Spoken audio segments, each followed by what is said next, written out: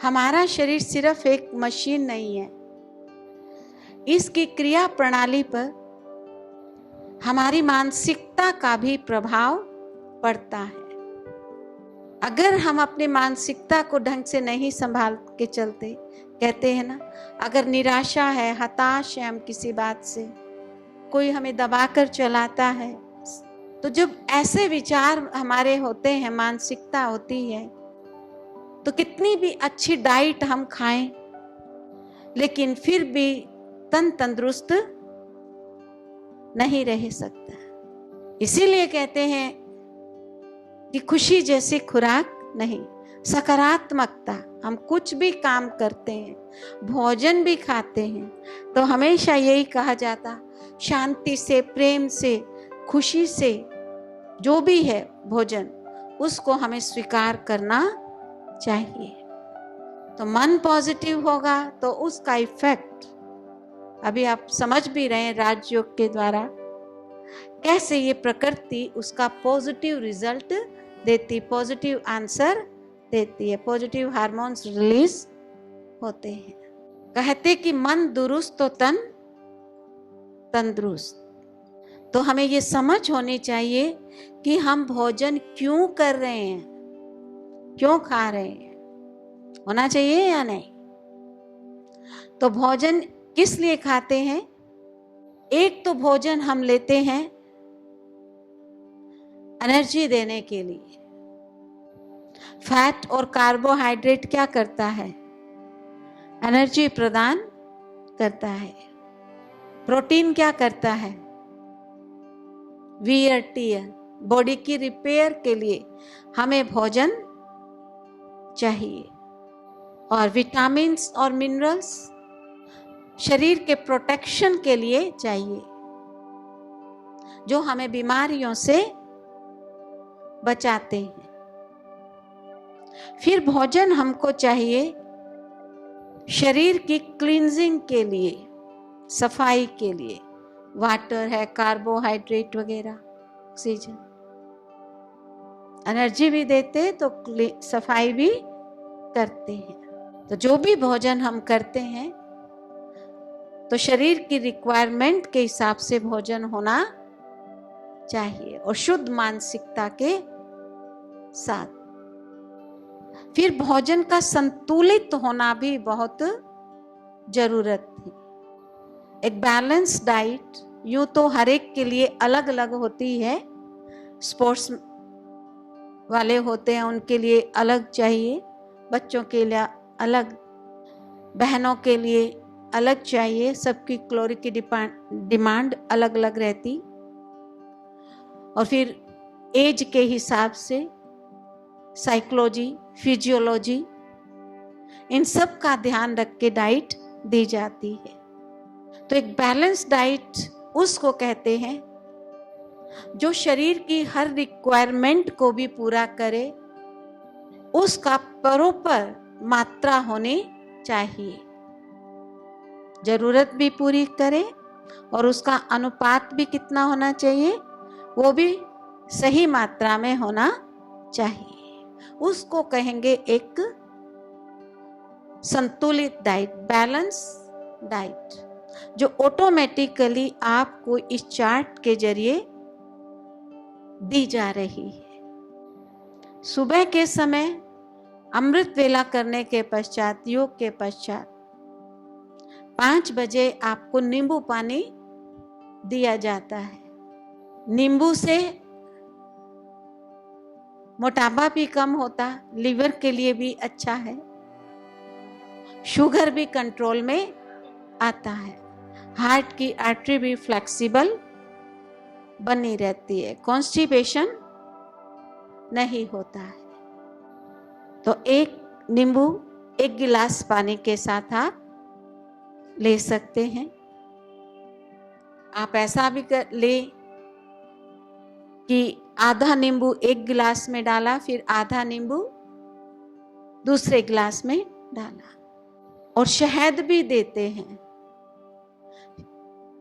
1 teaspoon शहद से हमें इंस्टेंट एनर्जी मिल जाती है, उससे सब विटामिन मिनरल्स हमको मिल जाते हैं, लेकिन डायबिटीज वालों को ये नहीं देते शहद। लेकिन आज इतना जरूर है, कई बार डायबिटीज एकदम उस शुगर की मात्रा जब लो होती है तो हमें कुछ भी जल्दी से खाने के लिए चाहिए, तो बिस्किट, शुगर ये चीजें ना लेकर हम थोड़ी मात्रा में शहद ले सकते हैं, ग्लूकोज ले सकते हैं, है ना, क्योंकि वो इंस्टेंट एनर्जी हमको देते हैं, डायरेक्ट एकदम ब्लड शुगर लेवल ऊपर आ जाता है। तो वो तो वैसी सिचुएशन, शुगर लेवल जब बहुत कम होता है। बाकी डायबिटीज वाले भी लेमन पानी ही लेंगे, और लेमन पानी तो ऐसे भी पिया जा सकता है, पुदीना डालना हो तो डाल सकते। पुदीना तो 4-5 चीजें ऐसी होती है, जैसे पुदीना है, अदरक है, ककड़ी है, लेमन है, ये हमारी बॉडी को डिटॉक्सिफाई करते हैं। वैसे भी ये हमें यूज करना चाहिए। पुदीना तो आप किसी चीज में भी डाल सकते हैं, ड्राई भी करके रखते हैं, ठीक है ना। तो ये लेमन पानी हमको लेना है। फिर 7 बजे जब हम वॉकिंग के लिए जाते हैं तब 5 बादाम, 1 अखरोट, वो भी रात में भिगो देते हैं, और फिर सुबह उसका पानी फेंक के अच्छी से धुलाई करके फिर हमें ये लेना है। भिगोने से क्या होता है, नेचुरल एंजाइम्स एक्टिवेट हो जाते और अच्छी तरह से चबा कर खाते हैं, तो हमें 5 बादाम से 1 टीस्पून नेचुरल फैट मिल जाता है, और अखरोट से ओमेगा 3 फैटी एसिड मिल जाते हैं। ड्राई खाते हैं ना तो इनमें एसिड बहुत होता है, बादाम में भी थोड़ा, अखरोट में तो बहुत एसिड होता है। जहाँ अखरोट बोया जाता वहाँ की धरनी भी काली होती। आप अखरोट खाओ, देखो मुंह कैसे गरम सा हो जाता है ना, एसिड सा। फिर काजू में भी होता, मतलब जितने भी ड्राई फ्रूट्स होते इनमें होता है। मूंगफली में सबसे ज़्यादा होता है। फिर भी मूंगफली अच्छी होती है, उसको भी भिगो के यूज़ करें, रोस्ट करके नहीं खानी चाहिए। पहले खाते हैं कोई भी ड्राई फ्रूट्स जो हम रोस्ट करके खाते हैं तो इसके अंदर जो नेचुरल ऑयल वगैरह है वो कम हो जाता है। किसी में भी कोलेस्ट्रॉल नहीं होता इसमें। करेंगे, हाँ तल के करेंगे तो होगा, वो तो जाएगा ना। और इसका नेचुरल फैट भी, जितनी कोई चीज एक बार ऑयल को कढ़ाई में डाल के हम करते हैं ना तो वो ऑक्सीडाइज्ड हो जाता है और फिर वो नुकसान करेगा। हल्का हल्का कर सकते हैं, बेस्ट तो वही है कच्चा खाना, भिगो के खाना, जैसे अखरोट भिगो के खाते हैं ऐसे भी खा सकते हैं, वो ज़्यादा अच्छा। मूंगफली को भी हम ऐसे खाएं भिगो के। वॉकिंग के समय क्यों देते, क्योंकि वॉकिंग करते हैं तो बैड कोलेस्ट्रॉल कम होता, और ये हम खाते हैं तो हमारे गुड कोलेस्ट्रॉल मिल जाता है, तो हम भूखे फील नहीं करते, कोई प्रॉब्लम भी नहीं रहती। ऐसे ही फिर ब्रेकफास्ट के अंतर्गत 4 तरह का अंकुरित है, मूंग, चना, मेथी, गेहूं। गेहूं को करने में थोड़ा टाइम लगता ज़्यादा, आप कीजिए भले घर के अंदर, और ये चारों तरह का लेना जरूरी है। मूंग से सभी तरह के विटामिन्स मिल जाते हैं, चने से फ्लेवोनाइड मिलते, मेथी से ओमेगा 3 फैटी एसिड मिलते हैं, उससे जोड़ों का दर्द भी ठीक होता है। और साथ साथ जो फ्लेवोनाइड मिलते चने से, उससे आर्टरी में ब्लॉकेज नहीं होते हैं। ये अंकुरित खाते हैं तो एक नॉर्मल टेम्परेचर में ही हमारा भोजन डाइजेस्ट होता है, क्योंकि जब हम अंकुरित करते हैं तो प्रोटीन की मात्रा, कार्बोहाइड्रेट की मात्रा, पानी की मात्रा, है ना, फैट, इन सब की मात्रा बढ़ जाती है। तो ये एक तरह से डाइजेस्टिव फूड है, ये हमारे लिए वरदान है अंकुरित। और इसमें भी जब अंकुरित होता है तो जो इसका वाइट पोर्शन होता है वो ही लाइफ फोर्स एनर्जी होता है। ये दाने से जुड़ा होना जरूरी है, अगर ये दाने से अलग होता फिर लाइफ फोर्स एनर्जी कम होती। अगर बासी हो जाता है तो इसकी ऊपर की टिप से आप देखेंगे जो वाइट वो ब्राउन ब्राउन सी हो जाती, तो मतलब ये डिटोरिएट हो रहा है, उसकी लाइफ फोर्स एनर्जी कम हो रही है। और अगर हम इसको पकाकर खाते हैं तो फिर वही लाइफ फोर्स एनर्जी कम हो गई। अगर कच्चा खाते अच्छी से चबाकर तो इसके अंदर से हमें बहुत लाइफ फोर्स एनर्जी मिल जाती है और कॉन्स्टिपेशन ये खाने से नहीं होता है। नए हार्ट की मसल्स भी बन जाती है अंकुरित लेने से। हाँ, बारिश है, ठंडी है, तो आप इसको थोड़ा सा गर्म पानी में वॉश करके आप इसको यूज कर सकते हैं। इसको टेस्टी बनाने के लिए आप धनिया, पुदीना, पत्ते ये सब डाल सकते हैं, बाकी साल्ट ये सब नहीं डालना। काली मिर्च डाल सकते हैं, लेमन डाल सकते, अदरक डाल सकते। अगर अच्छी से चबाकर खाएंगे तो कभी भी कई लोग कहते भाई गैस की प्रॉब्लम होती है, जब प्रॉपर डाइजेशन नहीं होता तो होता है। अगर अच्छे से आप चबाएंगे इसको तो कभी आपको गैस की प्रॉब्लम नहीं आएगी। अगर फिर भी होती है तो आप इसमें खजूर है, किशमिश है, ठीक है, अदरक के पीस ये आप डाल सकते हैं, पुदीना है, ठीक है, धनिया पत्ते भी डाल सकते हैं। तो इस तरह से 4 चम्मच अंकुरित, 1-1.5 चम्मच चना, 1 चम्मच मेथी और चम्मच गेहूं, इस तरह से ये अंकुरित खाना है। उससे पहले हमको थोड़ा सलाद खा लेना है जैसे आपको दिया जा रहा है। अब सलाद जो भी चीजें अवेलेबल होती जिस सीजन में वो आप यूज करेंगे, ये सलाद खाएं, ये सलाद खाएं, उसकी बात नहीं है, ठीक है ना। जो भी मिले, आप घिया भी खा सकते, हल्की सी स्टीम करके खा सकते उसको थोड़ा सा ना, परंतु उसका पानी नहीं फेंकना चाहिए। कईयों को दांतों की प्रॉब्लम होती है तो वो फिर सलाद को थोड़ा स्टीम करके ले सकते, उसका पानी नहीं फेंको, बस इतना ध्यान रखना, क्योंकि वाटर सोल्यूबल विटामिन अदरवाइज खत्म हो जाते हैं। और ऐसे भी है अंकुरित भी नहीं चबा सकते तो आप कूट के भी खा सकते, तो हल्का ग्राइंड करके भी पेस्ट बनाकर भी आप इसको यूज कर सकते। नहीं तो जपाकर खाते तो दांतों की हाइजीन भी बने रहती है। तो अंकुरित लेंगे सलाद पहले, फिर अंकुरित खाना, फिर आप दलिया लेंगे। यहाँ जो दलिया आपको दिया जा रहा है ये इसके अंदर ज्वार है, बाजरा है, मूंग है, और भी आपके एरिया में रागी कहीं मिलती है वो डाल सकते। गुजरात में कोदरी भी मिलती है, कोदरी भी डाल सकते, कईयों को पता होगा। और नहीं मिलता है तो जो आपके एरिया में अवेलेबल है वो आप डाल। आप मक्कई के दाने डाल सकते हैं, लेकिन स्वीट कॉर्न नहीं। जो इंडियन कॉर्न है जो स्वीट नहीं होती वो आप मक्कई के दाने डाल सकते हैं, क्योंकि मोटापा, डायबिटीज दोनों में ही फिर वो नुकसान करेगी। तो इस तरह से आप अपना दलिया बनाएं। वेजिटेबल भी आप डालेंगे उसमें, आप देखते ही हैं यहाँ कैसे बनाते हैं, ठीक है ना। आप उसमें हींग, जीरा, राई इत्यादि का छौंक लगा के फिर उसको टेस्टी बना सकते। ओट ब्रान भी आप कभी कभी ले सकते हैं। ओट ब्रान जानते हैं आजकल तो सब जानते हैं ना, उससे भी बहुत जल्दी कोलेस्ट्रॉल भी कम होता है। परंतु डायबिटीज वाले के लिए ये दलिया बेस्ट है।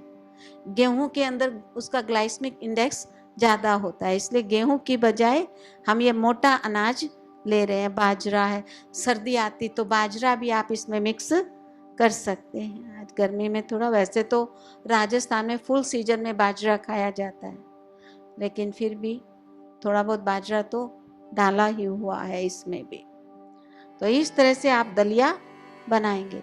कोई भी बीन्स की सब्जी जो सीजनल अवेलेबल है, हर सीजन में आपको बीन्स मिलेगी, तो जो भी सब्जी अवेलेबल है उसको आप यूज करें, वो सोल्यूबल फाइबर हमको मिल जाता है।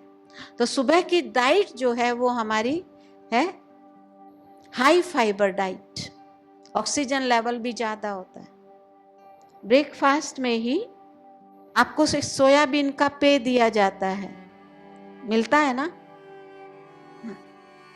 तो वो सोयाबीन के सीड्स को रोस्ट करके ब्राउनिश उसको बना लें, आप तवे पे भून लें और जब वो ठंडा हो जाए तो मिक्सी में पीसकर एयर टाइट डब्बे में रखे। 8-10 दिन से ज्यादा का नहीं बनाना।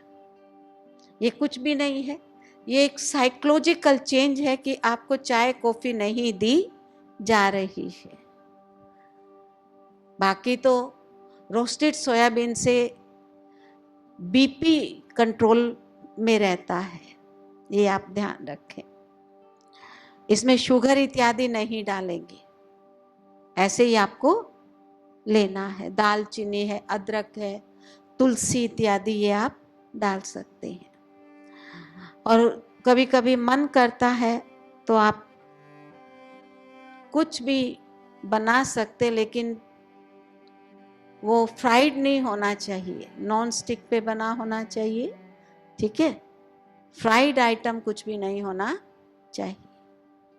अंकुरित खाते हैं और ये सब्जी खाते, दलिया खाते, सोयाबीन का पेय लेते, इसी से पेट भर जाता है ना, क्योंकि ये हाई फाइबर डाइट है पूरी। ऑक्सीजन लेवल भी अच्छा होता, डाइजेशन अच्छा होता है इससे। टाइम का आप ध्यान रखेंगे। फिर 11 से 12 के बीच में आपको फ्रूट्स लेना है, कोई भी सीजनल फ्रूट्स लेंगे जो भी अवेलेबल है। जैसे यहाँ दिखाया है अनार है, अब अनार कहाँ मिलते, इस सीजन की बात है ना। एप्पल है, ये सब अनार एप्पल ये डायबिटीज वाले ले सकते हैं। बाकी आम की बात है, अभी आम का सीजन है तो आप कम मात्रा में लो, और जो कम मीठे आम है वो आप लें। जैसे बादामी आम है, जो चूसने वाला आम होता है वो लें। हाफूज है जो वो बहुत मीठा हो जाता है, तो अब डायबिटीज कंट्रोल है तो ठीक है भाई, एक पीस ले लिया, ठीक है ना। जरूरी नहीं कि आप पूरा आम खाएंगे, ये आप ध्यान रखें। मन करता है ना खाने को, परंतु अगर ज्यादा खाएंगे तो फिर शुगर बढ़ती है। तो इस तरह से आप आम ले सकते हैं। हमेशा क्वांटिटी कम लें तो इतना नुकसान नहीं करता है। अब ग्रेप्स भी है, ग्रेप्स ग्रीन ग्रेप्स जो होता है वो कम मीठा होता है ना ऐसा। तो जब सीजन होता है तो अपनी डायबिटीज देखो, अगर कंट्रोल में है तो आप 2-4 पीस ले सकते हैं। इस टाइप से ध्यान रखना।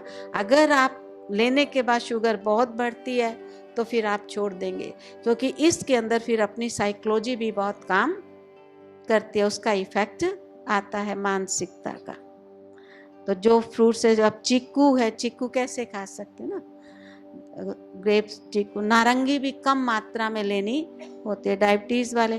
टमाटर भी फल है, टमाटर को आप खा सकते हैं, उससे बीपी भी कम होता, डायबिटीज भी उससे कंट्रोल में आती है। तो फल खाएं। सुबह के समय कितना फल लेना है? 200 ग्राम के करीब, ठीक है ना। और सीजनल हो, कोल्ड स्टोरेज इत्यादि का नहीं। और फल भोजन के बाद नहीं खाना, क्योंकि कोई भी फल वो 15-20 मिनट में, जैसे डाइजेस्टिव फूड है, आंतों से पास होना है बस उस। अगर फल बाद में खाएंगे तो जो सॉलिड भोजन हमने खाया तो उसके लिए जो डाइजेस्टिव जूस निकल रहा है वो अब इसके ऊपर गिरेगा और ये फिर फर्मेंट हो जाता, और इससे फिर क्या होगा, पाइल्स है, दूसरी गैस, एसिडिटी इत्यादि की प्रॉब्लम होती, सिर दर्द होता है।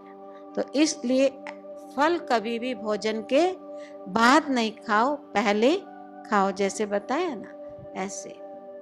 1 बजे लंच लेना है, लंच में पहले हमें इसबगोल आपको दी जा रही है ना, 1 गिलास पानी और 2 टीस्पून इसबगोल। ये सोल्यूबल फाइबर है और सिर्फ इसबगोल से हम 1 महीने में 9 से 10-12% कोलेस्ट्रॉल कम कर सकते हैं। और इसबगोल लेते हैं तो कॉन्स्टिपेशन भी नहीं होती, मोटापा भी कम होता है, ओबेसिटी भी कंट्रोल में। सबके लिए जरूरी है आजकल इसबगोल तो, जैसे और महंगी भी होती जा रही है तो। और इसबगोल भी भोजन के बाद नहीं लेना है, पहले सलाद लेंगे, कोई भी सीजनल सलाद हम लें, और रोटी जो बताया था आटा सुबह भी, चना जौ या जवार ये मिक्स करके रोटी बनाएं और थोड़ा सा आप गेहूं भी डालें। बताया था 10 से 15% गेहूं हो और 45% चना, 45% जवार। सर्दी है तो आप उसमें बाजरा भी मिक्स कर सकते, मतलब और भी कोई चीज आप मिक्स कर सकते हैं।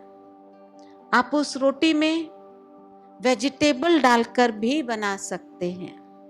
बाकी घी, साल्ट ये नहीं डालना, क्योंकि पूरे दिन में हमको 2 टीस्पून ऑयल लेना है एक व्यक्ति को, तो ये सब आटा में नहीं डालना, ठीक है।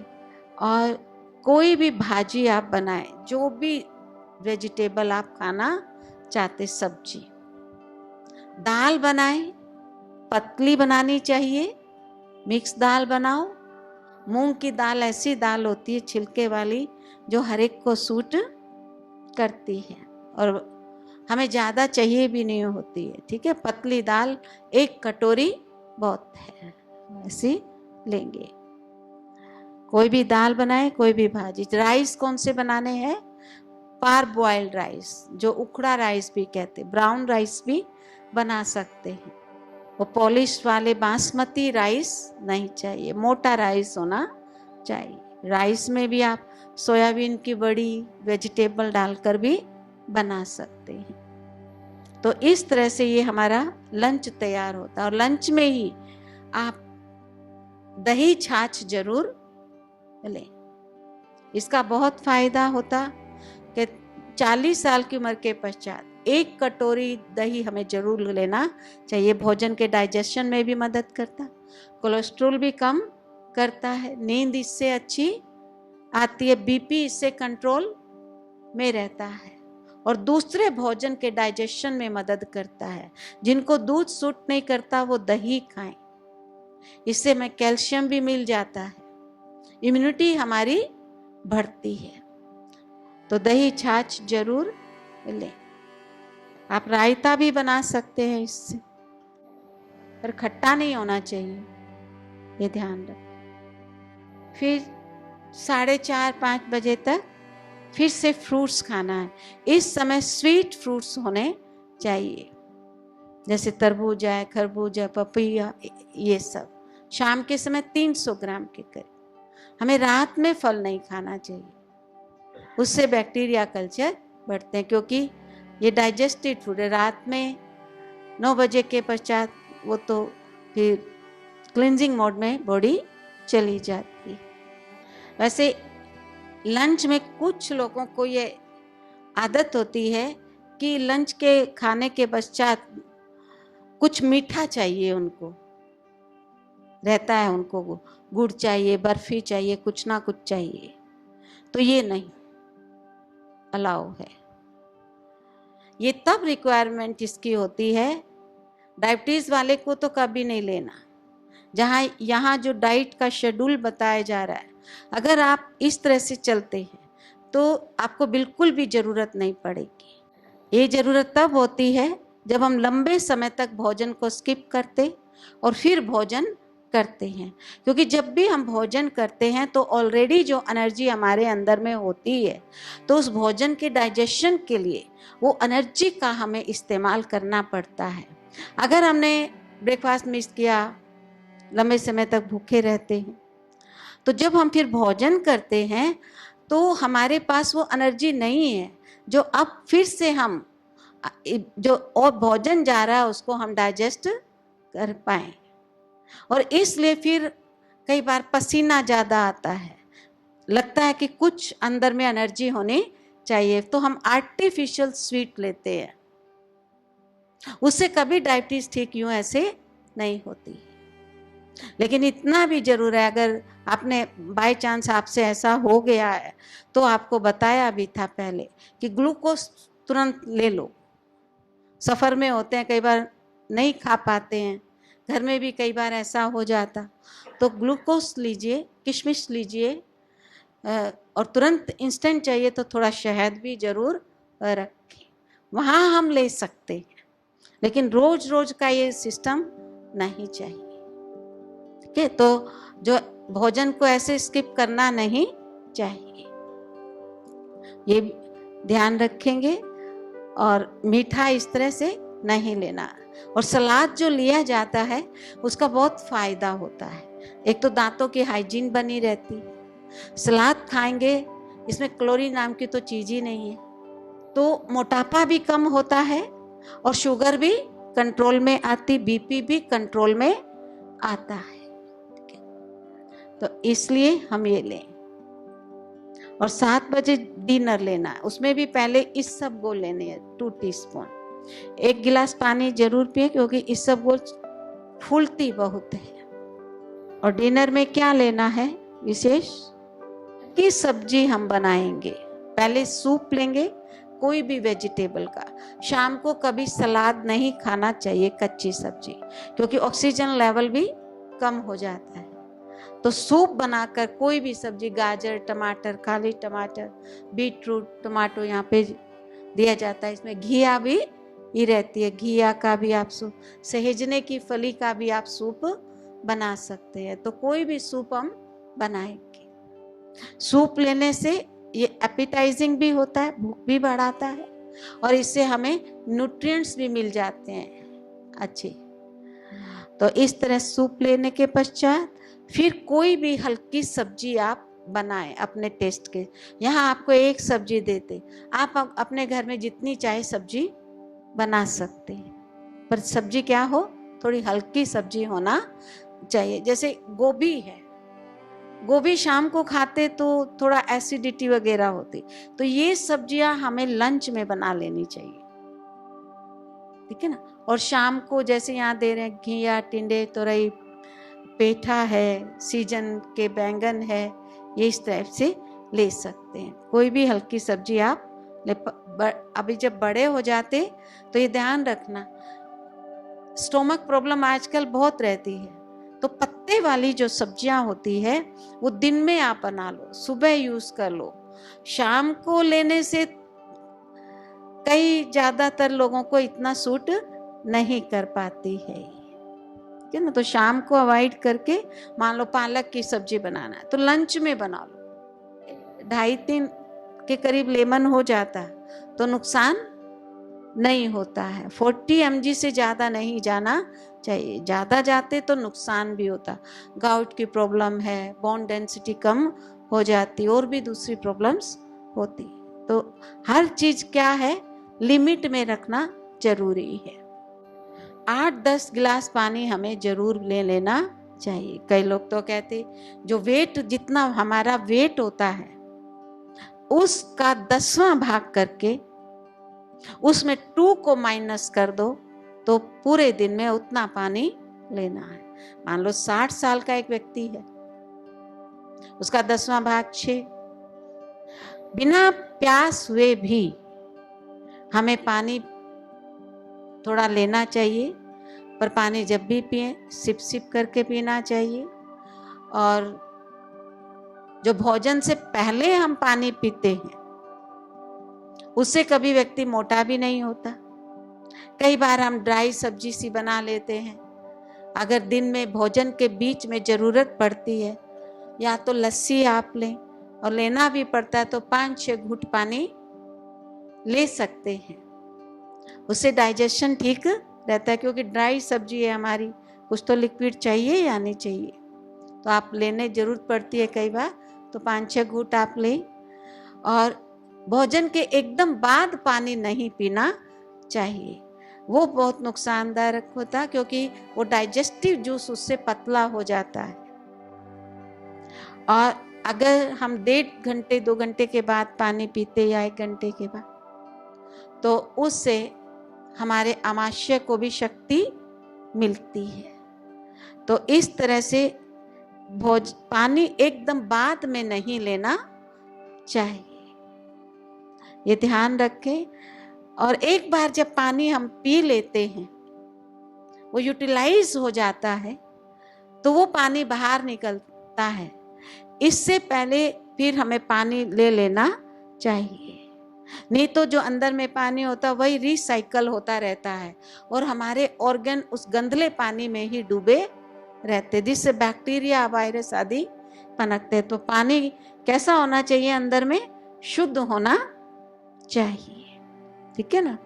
और इसलिए बिना प्यास के, जब प्यास होती है तो हमारी बॉडी ऑलरेडी डिहाइड्रेटेड हो जाती है। फिर ब्रेन क्या करता है?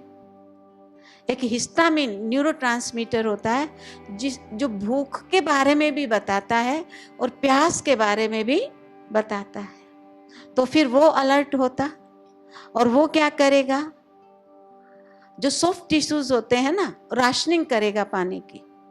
तो सॉफ्ट टिश्यूज जो होते हैं वहां से राशनिंग करके हमारा जो वाइटल ऑर्गन का कार्य है वो चलता रहे, तो उधर वाटर को ट्रांसफर करेगा।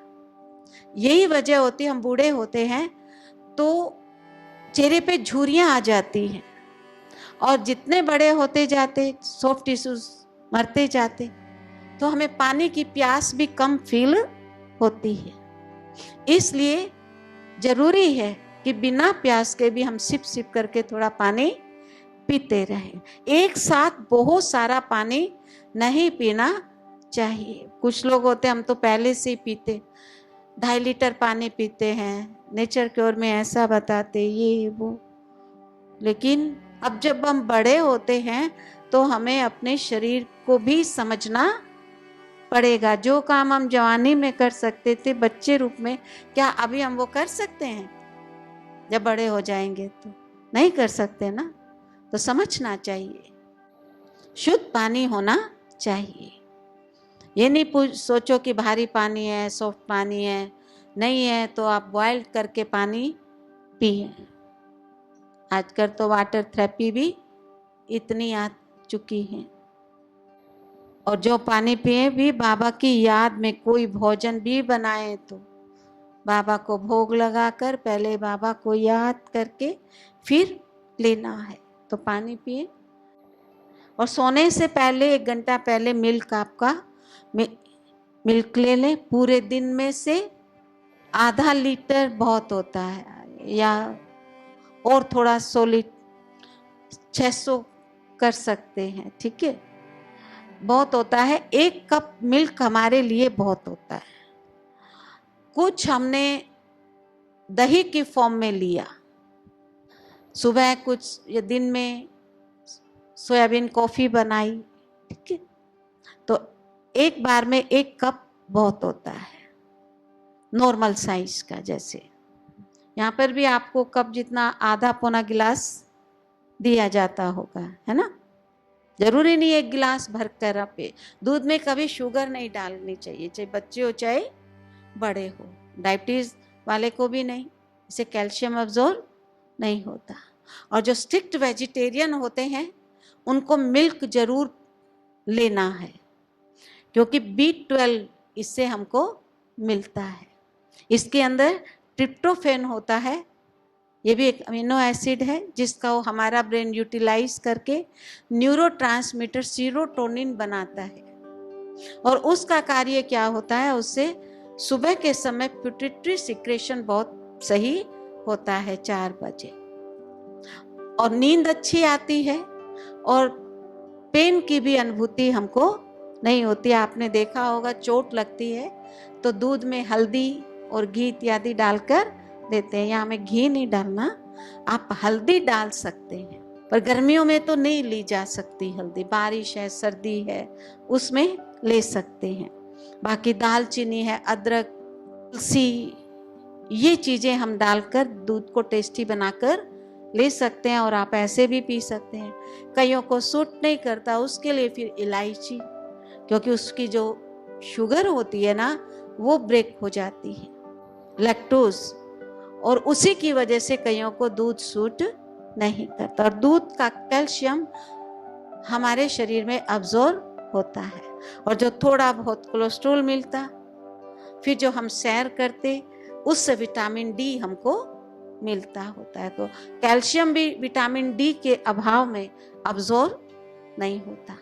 और जो फ्रूट्स और वेजिटेबल से हमें कैल्शियम मिलता है वो इतना बॉडी में अब्जॉर्ब नहीं होता, क्योंकि फ्रूट्स वगैरह से ऑक्सैलिक एसिड, उसमें फाइटिक एसिड होता उसकी वजह से, और अनाज में ऑक्सैलिक एसिड की वजह से वो हमको अब्जॉर्ब नहीं हो पाता। इसलिए मिल्क का ही कैल्शियम हमको अब्जॉर्ब होता है। तो ज़्यादा नहीं, 1 कप रात में हो जाए और 1-2 कप दिन में, ऐसे दही के फॉर्म में छाछ इत्यादि से आप ले सकते हैं। सोयाबीन मिल्क भी बना सकते हैं अगर कोई बनाए, इजी होता है ये भी बनाना। सोयाबीन के बीज को आप भिगो दो और फिर उसको अच्छी से धुलाई करना, उबाल के उसको, और फिर आटा भी बनाना हो तो ऐसे बनाते हैं, उबाल के सुखा के फिर आटा बनाओ, और उबाल के सुखा के फिर जो पाउडर बना उससे आप मिल्क बना सकते हैं। या तो फिर बीज को भिगो के और फिर वो फूल जाए तो पानी फेंक के उसका, और उसको पीस के छान लीजिए, और वो थोड़ा उबालना पड़ता, ज़्यादा उबालना पड़ता, ये फिर मिल्क तैयार होता। इसके अंदर आप इलायची वगैरह डाल सकते।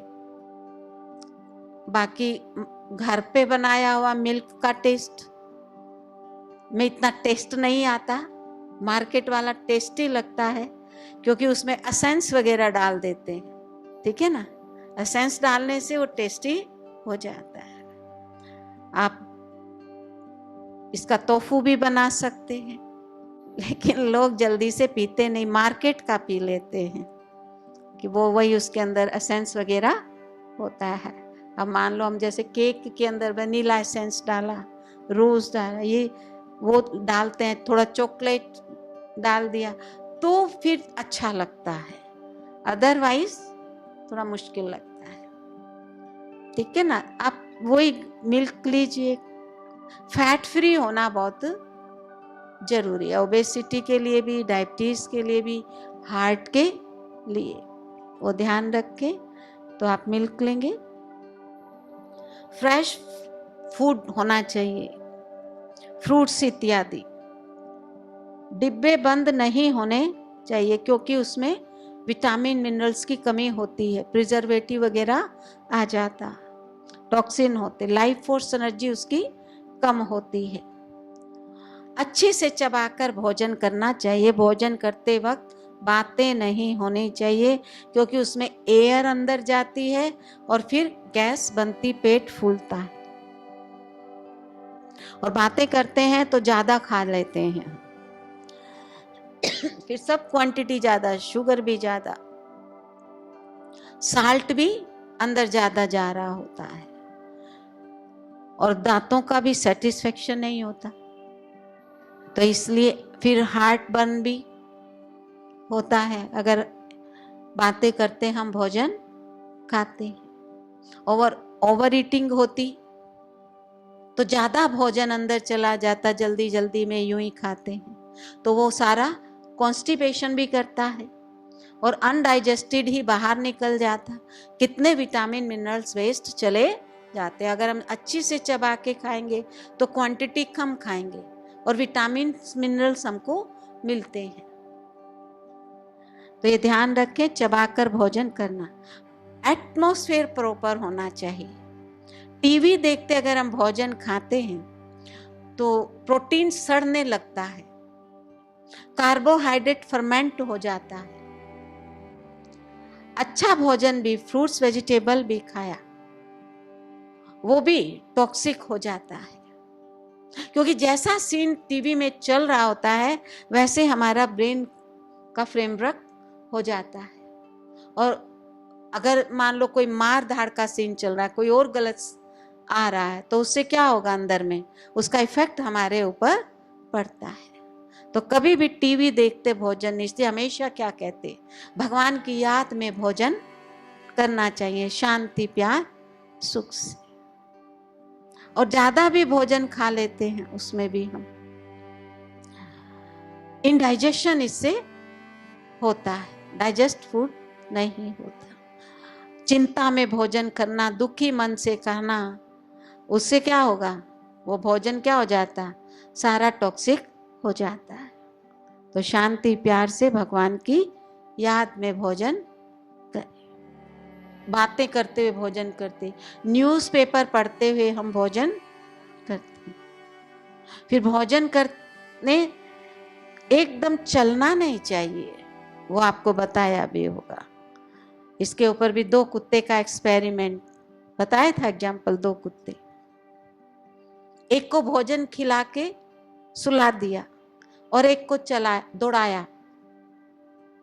तो जिसको दौड़ाया फिर उसका पेट काट कर देखा तो भोजन एज इट इज पड़ा था। इसलिए भोजन खाकर अगर हम कोई भी मानसिक शारीरिक कर्म करते हैं तो भोजन प्रॉपर डाइजेस्ट नहीं होता। अगर तेज दौड़ते हैं तो समझो मौत भी हमारे पीछे दौड़ रही है। और जिसको सुलाया था उसका भोजन क्या था, पूरा डाइजेस्ट हो गया था। तो इसलिए भोजन करके हमें कोई भी फास्ट एक्टिविटी नहीं करनी है। हाँ, अपनी थाली उठाकर खुद रखनी चाहिए, आप रखो भोजन हल्का फुल्का ऐसा करो। भोजन के बाद 20 मिनट भी रेस्ट कर लिया, अच्छी बात है। वहीं बैठे बैठे किया, एकदम भोजन करके लेटना नहीं चाहिए, क्योंकि भोजन का मंथन होता है तो वो फूड पाइप का वाल्व खुलता है, भोजन अंदर चढ़ता है तो गैस ये सब बनता, ये नहीं चाहिए। तो ना लेटना चाहिए, ना क्या करना चाहिए, तेज दौड़ना या मानसिक ऐसा काम नहीं करें। स्प्राउट्स का बहुत फायदा है, जो सुबह सुबह आपको स्प्राउट्स दिए जाए, इससे लंबे समय तक हम यूथ बने रहते हैं, बीमारियों से लड़ने की पावर बढ़ जाती है, सभी तरह के विटामिन्स मिनरल्स मिल जाते हैं, ठीक है ना, इम्पोर्टेंट एंजाइम्स भी मिलते हैं हमको इससे, और एक नॉर्मल वेट को हम मेंटेन कर सकते हैं।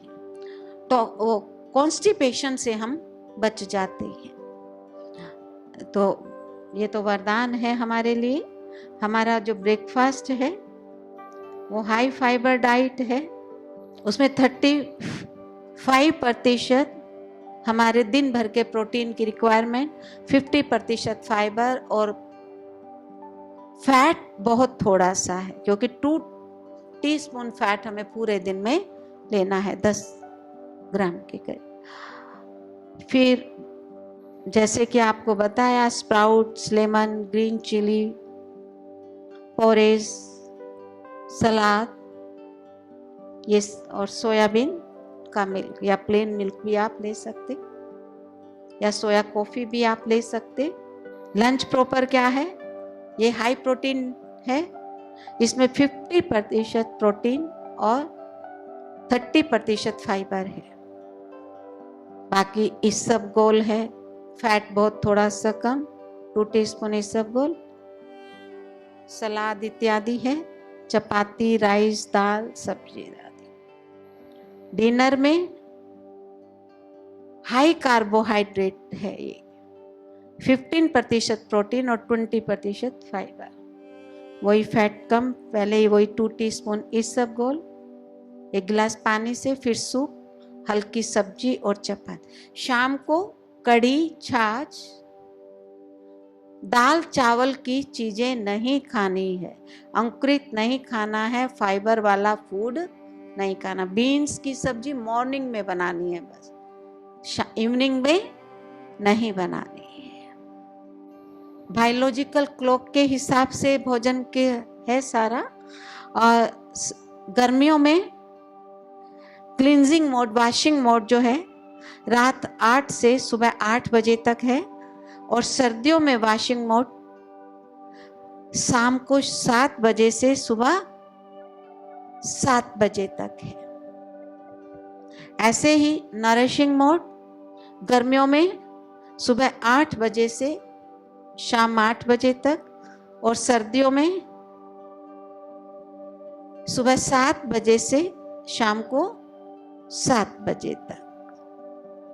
तो जो भी आपका ब्रेकफास्ट है ये पूरा बायोलॉजिकल क्लॉक के हिसाब से है, जो हाइपोथैलेमस में होती है। ठीक है, तो ये हमारा हो गया डाइट, और आप जितना इसको फॉलो करेंगे डाइट को, उतने हिसाब से आपको फायदा होगा। पूरे प्रोग्राम की बात है, प्रोग्राम में फिर डाइट भी है। अगर हम 50% फॉलो करते तो कोई फायदा नहीं होगा। हमें अटेंशन रखना है, ये नहीं कि भाई ऐसे ही है।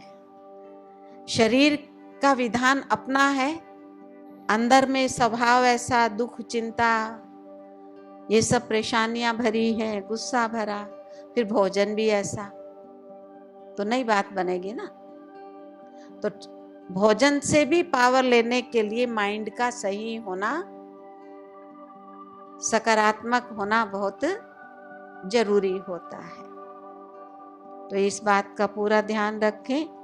और भोजन जब भी हम पेट साफ करने जाते, स्नान जरूर करना है।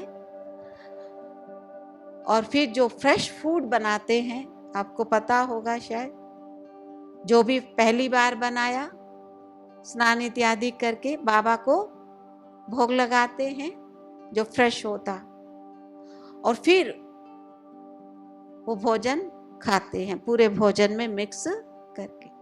अब शिव बाबा तो निराकार है, तो क्या वो वाइब्रेशन लेता होगा भोजन का? वो तो नहीं लेते। ब्रह्मा बाबा लेगा, वो भी फरिश्ता बनकर चले गए, तो क्या नरक का खाएंगे? तो क्या चाहिए? जितना हम आत्मिक मूल स्वभाव में स्थित होकर शांति, प्यार, सुख, आनंद में भरकर भोजन करते हैं, तो ये सूक्ष्म वाइब्रेशन बाबा तक जाते हैं। क्योंकि भोजन करना भी एक कर्म है, इससे प्रकृति के साथ हमारा बंधन बनता है। और जितना शांति प्यार से हम करते हैं तो एक तो बंधन कटता, और जैसे गुण में स्थित होकर हमने भोजन किया, शांति प्यार, उन गुणों में वृद्धि होती है। बताया भी, फिर जितना शांति प्यार से खाते हैं तो शरीर का अंग अंग शीतल हो जाता है। इसलिए योगी के क्या होता? अंग अंग शीतल होता। फिर उसका कनेक्शन अच्छा लगता बाबा से, योग अच्छा होता है। क्योंकि नर्वस सिस्टम के जरिए, ब्लड के जरिए सारी स्पिरिचुअल एनर्जी हर अंग सेल तक पहुंच जाती है, वो शुद्ध होते हैं, और शुद्ध का ही फिर कनेक्शन भगवान से लगता है। इसलिए मन और भोजन की बहुत आपस में कनेक्शन है। और जब हम तमोगुणी भोजन खाते हैं, जो बताया आपको, उससे आलस्य आता है, वो भोजन करेंगे कभी बाबा से कनेक्शन नहीं लगता। रजोगुणी भोजन है जो टेस्ट के वशीभूत होकर हम खाते हैं। पेट तो भर गया, फिर आइसक्रीम खा ली, रसगुल्ला खा लिया, या और कोई मनपसंद चीज आ गई, तो उससे हमारी कर्मेंद्रियां चंचल रहती है और टेस्ट बड्स जागृत होते हैं। ये जीभ जो है, इसके आगे की जो टंग की जो टिप है ना, उसी में टेस्ट है। 6 टेस्ट होते हैं और वो सब आपको दिए जा रहे हैं, तो वे टेस्ट बड्स जागृत होते हैं। और स्वर्ग में टेस्ट बड नहीं होते हैं। नेचर में इतना बैलेंस होता है, शरीर की रिक्वायरमेंट की हर चीज डायरेक्ट हमको फल सब्जियों के जरिए मिल जाएगी। वहाँ कोई अलग से हमें नमक नहीं बनाना, शुगर नहीं बनाना, वहाँ इन चीज़ों की मेहनत नहीं है। तो जितना हम बाबा की याद में अब भोजन कर रहे हैं ना, तभी तो कहते हैं नेचर को शुद्ध खाद मिलेगी, तो शांति प्यार के वाइब्रेशन ऑटोमेटिकली नेचर में जा रहे हैं, तो नेचर को भी उसकी एनर्जी मिल जाएगी। तो इसलिए भोजन बाबा कहते हैं बहुत याद में रहकर करना चाहिए। बहुत भारी प्रकृति का बंधन है। भोजन बाबा कर रहे होते, उस समय बाबा से कोई बात करता तो बाबा कहते बच्ची ये बात बाद में कर सकती थी, मैं बाबा की याद में भोजन कर रहा था, अब इसका पाप तुमको लगेगा। तो भोजन की ये इंपॉर्टेंस, और बाबा का दिया हुआ भोजन है तो उसकी याद में भोजन करना चाहिए। प्रकृति उनकी देन, और आज भी हमारी पालना कर रही है। व्यक्ति कहता मेरी मर्जी आए, मेरी कमाई से मैं खा रहा हूं, इसमें भगवान ने क्या किया? अगर ये नेचर ना होती तो कहाँ से खा लेते? खा रहे हैं ना कमाई का, लेकिन क्या खा रहे हैं? केमिकल अंदर में जा रहा है। और एक टाइम ऐसा भी था, कोई पानी का गिलास भी किसी से पूछते थे तो बहुत बड़ी बात हो जाती थी, उसको 10 दुआएं देते थे। और आज कितना भी किसी के लिए कर दो, कोई खुश नहीं होता, क्योंकि क्या है? तृप्ति नहीं है, सेटिस्फेक्शन नहीं मिल रहा है व्यक्ति को। तो एक तो भोजन बाबा की याद में बनाए, खाएं, परोसे। सबके वाइब्रेशन भोजन में काम करते।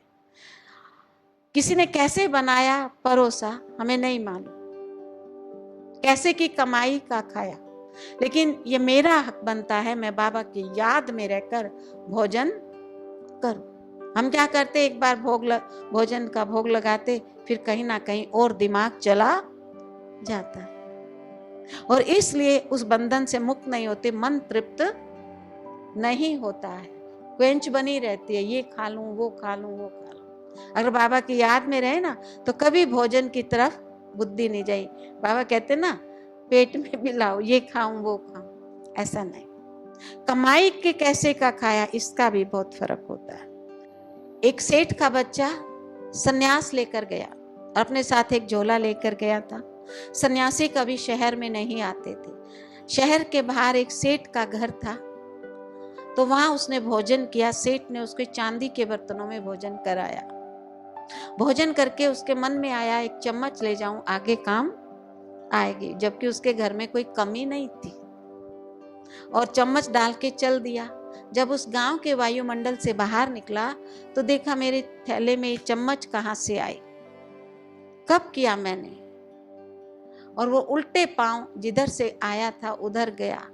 और चलते चलते जब वो उसी गांव में पहुंचा तो उसको वही बातें याद आई कि मैंने कैसे उस सन्यासी के घर में भोजन किया था। और उसने लोगों से पूछा ये सन्यासी कौन है, तो लोगों ने बताया ये एक चोर था जो चोरी करके सेठ बना है। तो चोर के घर का भोजन करके अंदर में क्या आया, चम्मच ले जाऊं, नहीं तो सेठ का बच्चा था।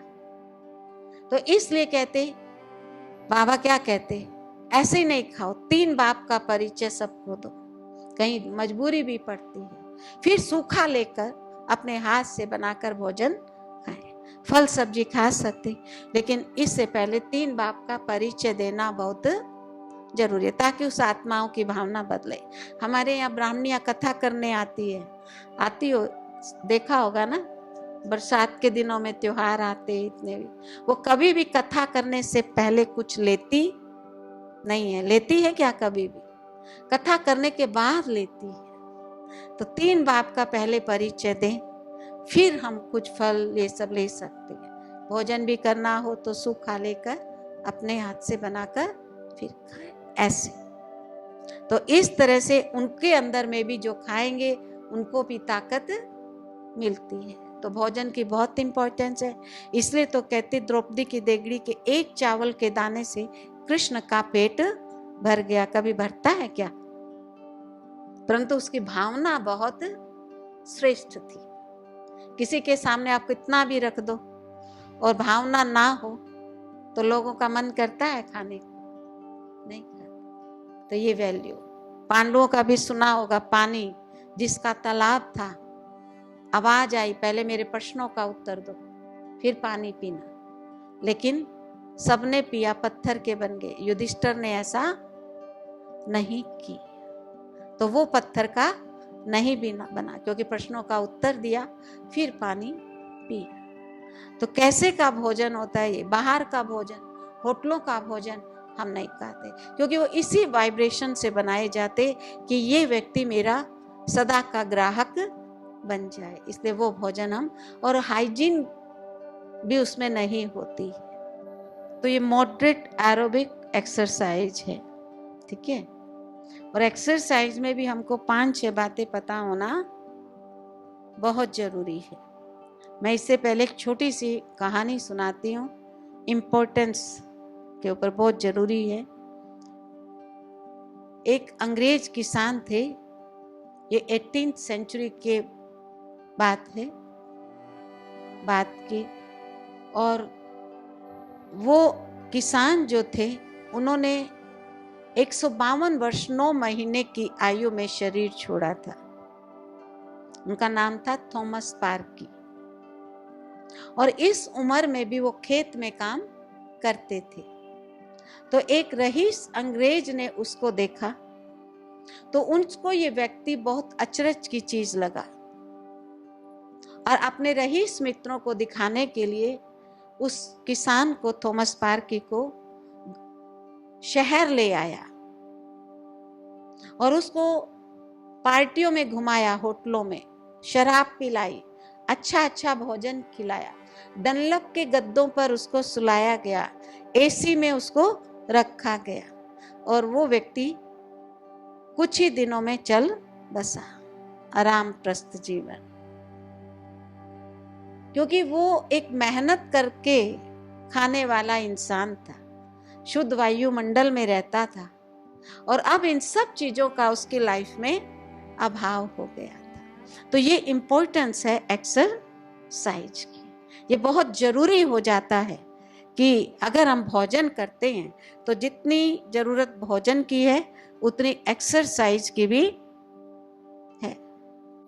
एक्सरसाइज के इम्पोर्टेंस के चलते सीएडी की प्रॉब्लम के ऊपर भी है, क्योंकि प्राइमरी सिम्टम तो यही होते हैं ना, बीपी है, डायबिटीज है, हाई कोलेस्ट्रॉल है, ओबेसिटी है, सीडेंट्री लाइफ स्टाइल है।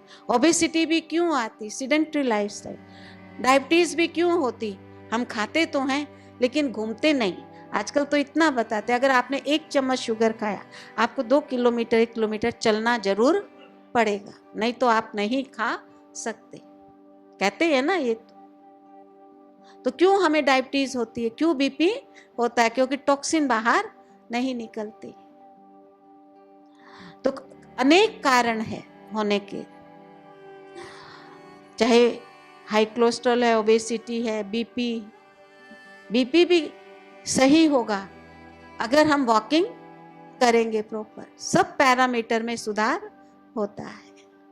तो वॉकिंग बहुत जरूरी है, और इसके अंदर हम इन 5-6 बातों की तरफ ध्यान देंगे। ये तो आपको बहुत बताया भी गया है कि फिजिकल एक्टिविटी है, क्योंकि हम बहुत वैसी एक्सरसाइज तो कुछ है नहीं, walking is the best exercise है, ठीक है।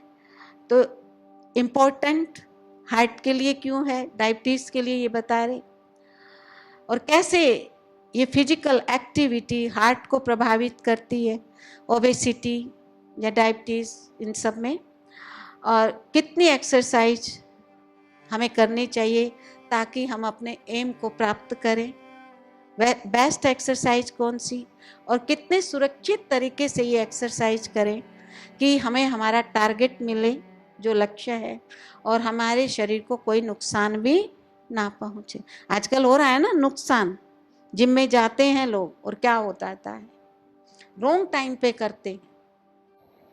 अनएरोबिक क्यों नहीं, एरोबिक क्यों? एरोबिक का मतलब है एक तो खुले में जाकर और वार्मिंग अप और कूल डाउन पीरियड के साथ। मान लो एक व्यक्ति नहीं चलता है और एकदम वो तेजी से चलना शुरू करता है, तो जो हमारे पाँव की होते हैं ना पिंडलियां, इनमें भारीपन आता, थकावट होती, दर्द होना शुरू होता है, हमारा सांस फूलना शुरू हो जाता है, क्योंकि इनमें लैक्टिक एसिड बढ़ जाता है, ऑक्सीजन की कमी होता है, उसको कहेंगे एनारोबिक। इसलिए कहा भाई कभी भी एकदम फास्ट नहीं चलो, पहले ये थोड़ा बहुत स्ट्रेचिंग करो और या धीरे धीरे थोड़ा सा चलो, परंतु खुले में जाकर। एरोबिक क्या, अगर यही व्यक्ति रोज सीढ़ी बाय रोज थोड़ा थोड़ा चल रहा है और फिर किसी दिन इसको तेज थोड़ा फास्ट भी चलना पड़ता है, तो इसको इस तरह की प्रॉब्लम नहीं होगी। मतलब इसमें पैरों की जो पिंडलियां ना, इनमें खिंचाव आएगा क्योंकि उसको पूरा प्रॉपर ऑक्सीजन मिल रही है और वो रोज कर भी रहा है, ठीक है। और इस तरह से कोई दर्द भी नहीं होगा उसको, इसको कहेंगे एरोबिक। और एरोबिक क्या है, एरोबिक में प्रॉपर ऑक्सीडेशन होता है, जो भी हम खाते हैं ना, फैट, प्रोटीन, विटामिन्स इत्यादि।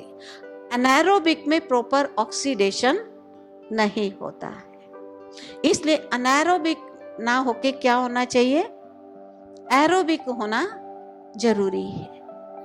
अंटार्कटिका में जाकर आइस को ड्रिल किया और उसने देखा कि पुराने समय में ऑक्सीजन लेवल जो था वो 38 से 50% था। चट्टानों में हो जाता है ना स्टोर, और आज ये एटमॉस्फेयर में लेवल जो है वो 20.9% है। इसीलिए तो शहरों में तो और भी कम है। कहते अगर ये ऑक्सीजन लेवल 15-16% रह गया तो व्यक्ति मास्क लगाकर घूमेगा, बीमारियों का घर उसका शरीर बन जाएगा। हम बहुत लोअर अभी इसमें जी रहे हैं ऑक्सीजन, इससे और कम होना नहीं चाहिए। इसलिए तो कहते पेड़ लगाओ, क्योंकि जंगल कटते गए और कंक्रीट के जंगल बनते गए। इतनी ऑक्सीजन जरूर चाहिए। कहते ना हर घर में हर कोई पौधा जरूर लगाओ। आजकल तो कहते कमरे में भी ऐसे पौधे रखने चाहिए जिससे थोड़ी ऑक्सीजन आती रहे। और फिर साइंटिस्ट रॉबिन्सन कॉट्रेन ने भी बताया हमारे हर ऑर्गन कुछ सेल का समूह है, तो उन सेल तक प्रॉपर ऑक्सीजन नहीं पहुंच पाती, इसलिए ऑर्गन अपना काम प्रॉपर रीति से कर नहीं पाते। कारण वही ऑक्सीजन की कमी, इसलिए हम बहुत जल्दी थकते हैं, हाफते। बाय ब्रीदिंग, ईटिंग और लिविंग, ये सब क्या है, आज खाने के जरिए क्या जा रहा है अंदर में, अननेचुरल नॉन फूड सब्सटेंस शरीर के अंदर जा रहा है। प्रिजर्वेटिव, कलरिंग, फ्लेवरिंग हर चीज में आज डाल रहे हैं। हाइड्रोजनेटेड ऑयल, बहन जी आपने फोन नहीं दिया क्या, आर्टिफिशियल केमिकल्स, स्मोक रात और दिन हमारे अंदर में जा रहे हैं, और इससे क्या है, टॉक्सिक वेस्ट हमारे अंदर जा रहा है, जिससे हमारे बॉडी के अंदर जो फ्लूइड है वो क्या है, गंदला हो जाता और हर सेल उसमें डूबे रहते, जिससे क्या होता, बैक्टीरिया, वायरस, पैरासाइट, फंगस इत्यादि पनपता है। इससे प्रीमेच्योर एजिंग, जल्दी बुढ़ापा आता, बीमारियां आती और जल्दी हम मौत के मुंह में चले जाते। तो ये डिजीज काजिंग जो बैक्टीरिया, वायरस, फंगस है, यूं तो ये हमारे शरीर के लिए अच्छे हैं, भोजन से विटामिन्स, मिनरल बनाते, लेकिन अगर इनकी तादाद ज्यादा हो जाती है, खुद स्ट्रॉन्ग हो जाते हैं, तो हमें नुकसान करते हैं और बीमारी भी क्रोनिक हो जाती है। तो ये बॉडी से निकले, इसके लिए क्या चाहिए, प्रॉपर अंदर में ऑक्सीजन जाए। और ऑक्सीजन कैसे जाए, इसके लिए खुले वातावरण में, जहाँ गार्डन है, ऑक्सीजन लेवल ज्यादा है, वहां जाकर हमें सैर करना चाहिए। अनारोबिक के कारण ये ज्यादा पनपते हैं, नहीं तो ये हमारे अंदर में ही रहते और हमारे ऑर्गन और उनका फंक्शन जो है वो डैमेज होता जाता है। जब तक ये पानी में है बाहर, तब तक फिर भी इतना नुकसान नहीं करते, लेकिन ब्लड के अंदर एंटर कर जाए तो बीमारी क्रोनिक होती है। इसलिए जब बीपी, डायबिटीज ये प्रॉब्लम होती है तो डॉक्टर क्या कहते, क्योंकि ये गंदगी खून में घूमती रहती है, और डॉक्टर यही कहते हैं कि अब जिंदगी भर आपको दवाई खानी पड़ेगी। लेकिन अगर हमें अपनी बीमारी को ठीक करना तो हमें वॉकिंग बहुत जरूरी है करना।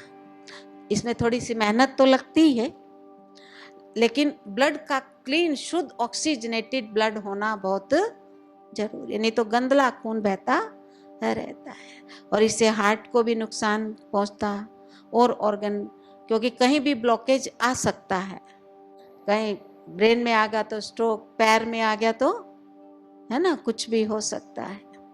तो पानी क्लीन होना जरूरी है, नहीं तो फिल्दी वाटर है और 45 kg पानी, हर अंग उसमें डूबे हैं। और यही कारण है कि इस गंदे पानी में ऑर्गन डूबे रहते तो हम बीमार बीमार फील करते रहते, थके थके फील करते, अच्छा खाते, आराम करते, फिर भी थके थके बीमार बीमार फील करते, क्योंकि गंदगी भी साथ है। तो ये कोल्ड जर्म्स, वायरस, क्योंकि जो गंदगी है उससे इनको एक्स्ट्रा पावर मिल जाती है और ये स्ट्रॉन्ग होते चले जाते और बीमारी क्रोनिक हो जाती है। और क्या होता है अनएरोबिक में, हमारे अंदर जो टिश्यूज हैं वो फ्लेक्सिबल है और अनएरोबिक की वजह से प्रॉपर ऑक्सीडेशन नहीं होता फैट, प्रोटीन, कार्बोहाइड्रेट इत्यादि का।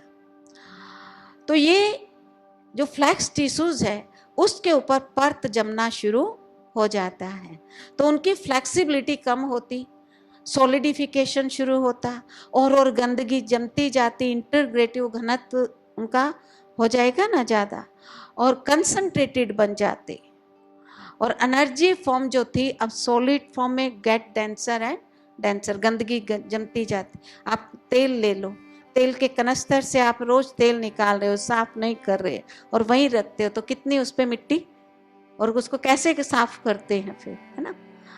तो ऐसे ही वो गंदगी जमती चली जाती है और एक एक्सट्रीम हार्डनेस सेट हो जाती और जो सेल जो होते हैं वो हार्ड होते और फिर वो क्रैक, ब्रिटल मतलब क्रैक हो जाते। सेल नहीं है लेकिन एक सेल की स्ट्रक्चर बन जाते हैं, डिसॉल्विंग शुरू हो जाएगी। जब हम वॉकिंग करेंगे तो जो परत जम गई है वो क्या होने लगेगी, डिसइंटीग्रेटेड होना शुरू हो जाएगी, जो डिकंसंट्रेटेड होना शुरू होगी, धीरे धीरे होगी, एकदम तो नहीं होता, और solid form, energy form, fluid form में आ जाएगी। सेल क्लीन हो जाते, फ्लेक्सिबल हो जाते और जो अननीडेड स्ट्रक्चर बन गई थी वो अब रिमूव हो जाती है और फिर ऑर्गन सही काम करने लगते हैं। तो इसके लिए जरूरी है मोटापे, ओबेसिटी के लिए कि सुबह सूर्य उदय के साथ और शाम को सूर्य ढलने से पहले हमें वॉकिंग करना चाहिए, क्योंकि अंधेरे में ऑक्सीजन की क्या होती है, कमी होती है और हम कोई भी एक्टिविटी करते हैं तो हमें क्या चाहिए, ऑक्सीजन की डिमांड हमारी बढ़ जाती है। और भोजन के बाद कभी चलना नहीं चाहिए, इसका एग्जाम्पल भी मैंने ऑलरेडी आपको दिया था। इसको एक एग्जाम्पल से स्पष्ट करते हैं। अगर 3 किलोमीटर हम पर आवर की स्पीड से चलते हैं तो 3 कैलोरी खर्च होती, 4 किलोमीटर पर आवर की स्पीड से तो 4 कैलोरी पर मिनट, और 5 किलोमीटर पर आवर की स्पीड से चलते तो 5 कैलोरीज पर मिनट खर्च होती है।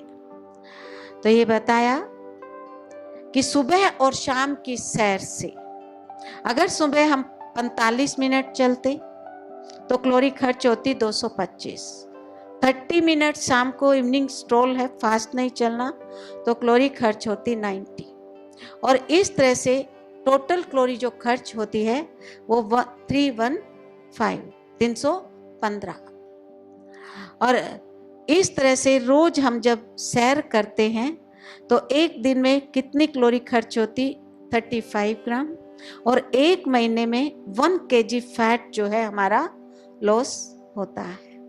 प्रॉपर एक्सरसाइज से हार्ट की भी कंडीशनिंग होती, हाई बीपी, डायबिटीज उसमें भी बेटर कंट्रोल होता, bad cholesterol, obesity, triglycerides level भी कम हो जाते हैं, इम्प्रूवमेंट होती है, HDL बढ़ता है, फीलिंग ऑफ फिटनेस और वेलबींग की फीलिंग हमको होती है, टेंशन स्ट्रेस कम हो जाता है। साइकोलॉजिकल फैक्टर भी इससे प्रभावित होते हैं एक्सरसाइज से।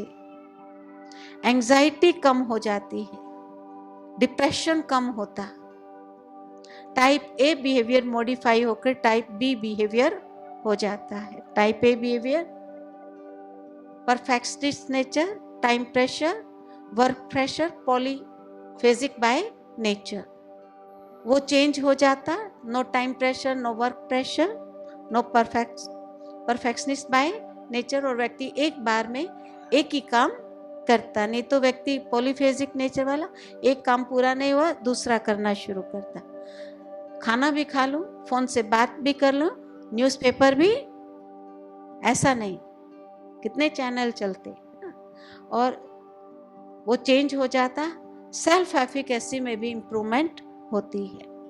नहीं तो क्या होता है, हमारी हैंडीकैप्ड लाइफ होती है, मेडिकल रिस्ट्रिक्शन, फियर, साइकोसिस, ओबेसिटी है, पता नहीं कब क्या हो जाए, कब बीपी हाई हो जाए, कब क्या हो जाए, है ना, तो ये चलता रहता है। अभी तो पता मोटापा हर बीमारी की जड़ है, तो क्या करें, डर बना रहता है,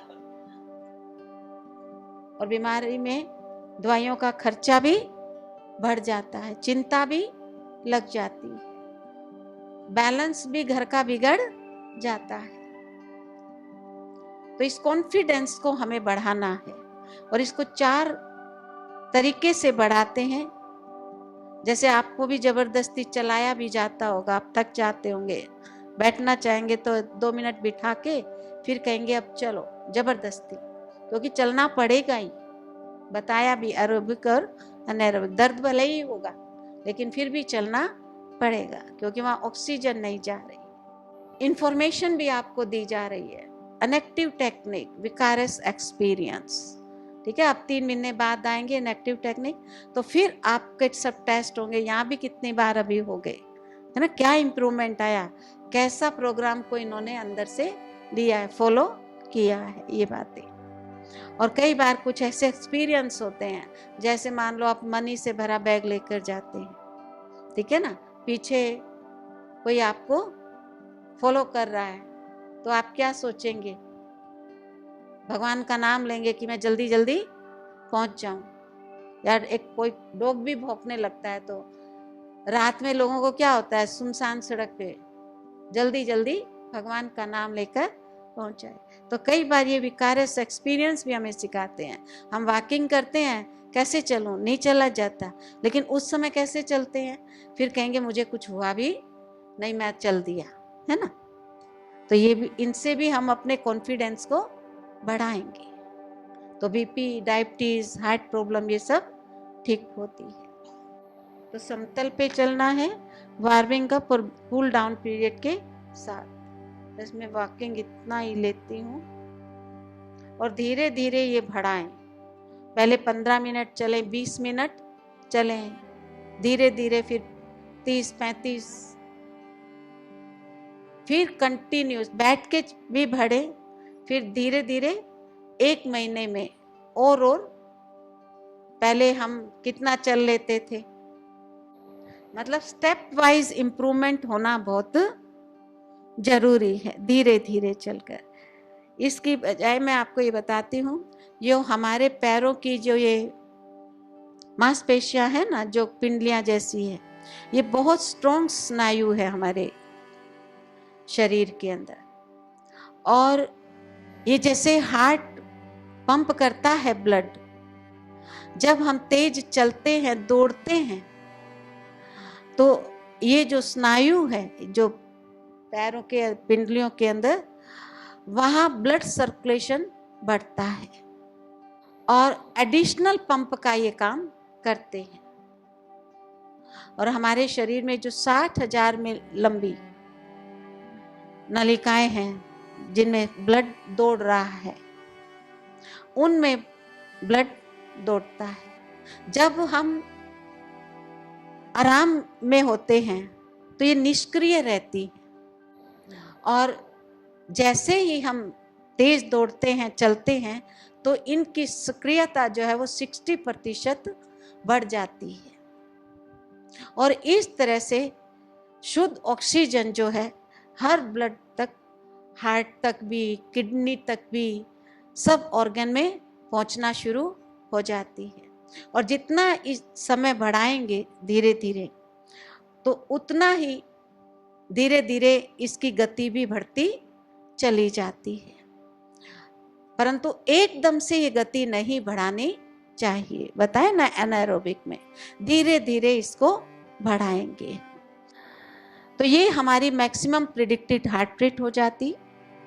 और फिर व्यायाम करते वक्त ट्रेनिंग हार्ट रेट कितनी चाहिए, वो मैक्सिमम प्रिडिक्टेड हार्ट रेट का 50% बिगनिंग में चाहिए, और फिर धीरे धीरे इसको बढ़ाकर 70% तक लेकर जाना है।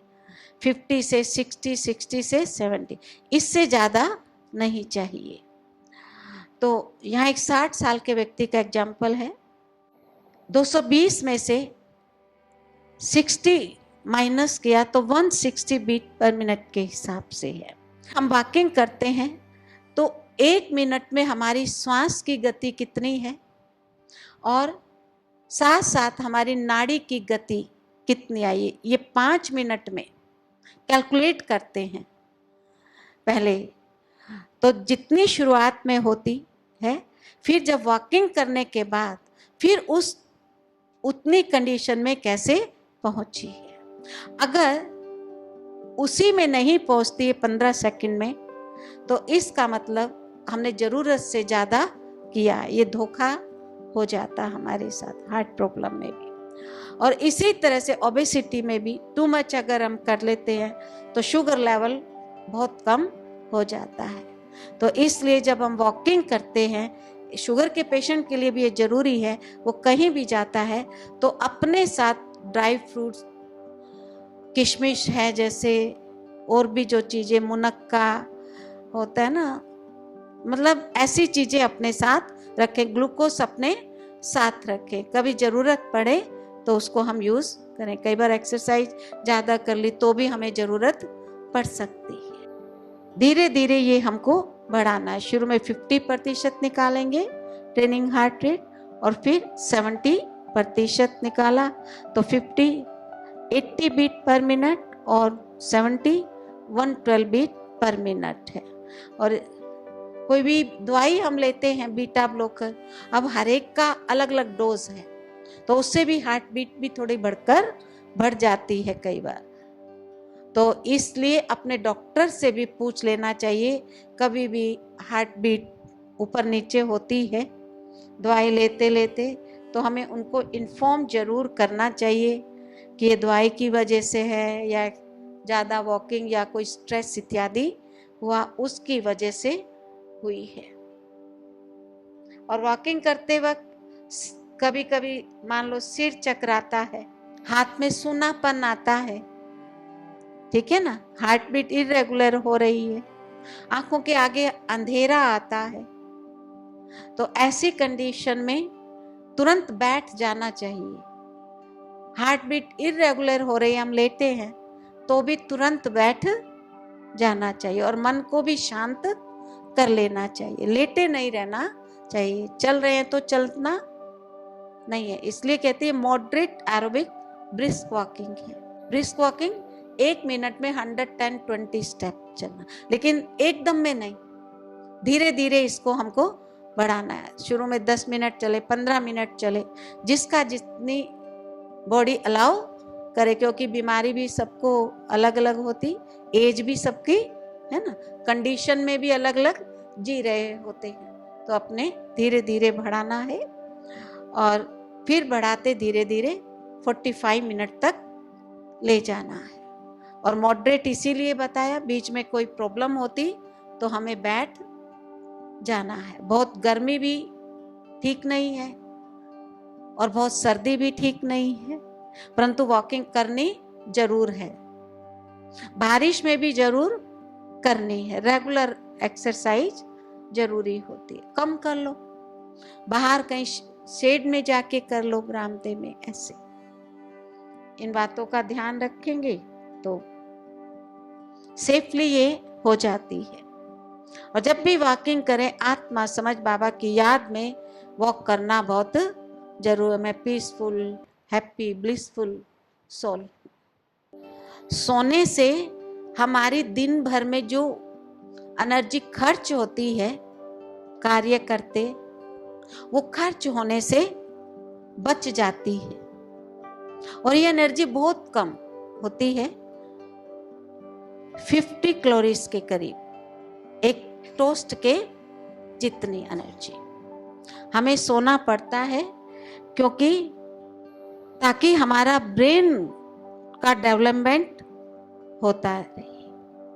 क्योंकि जब सोते नहीं ना तो दिमाग थक जाता है, तो ब्रेन की फंक्शनिंग के लिए भी हमें सोना पड़ता है, ताकि हमारी कॉग्निटिव स्किल जो है, बोलना, कई बार थका होता है ना तो वर्ड स्लिप हो जाते, बोलना क्या चाहते, बोल कुछ रहे, ऐसा होता है ना।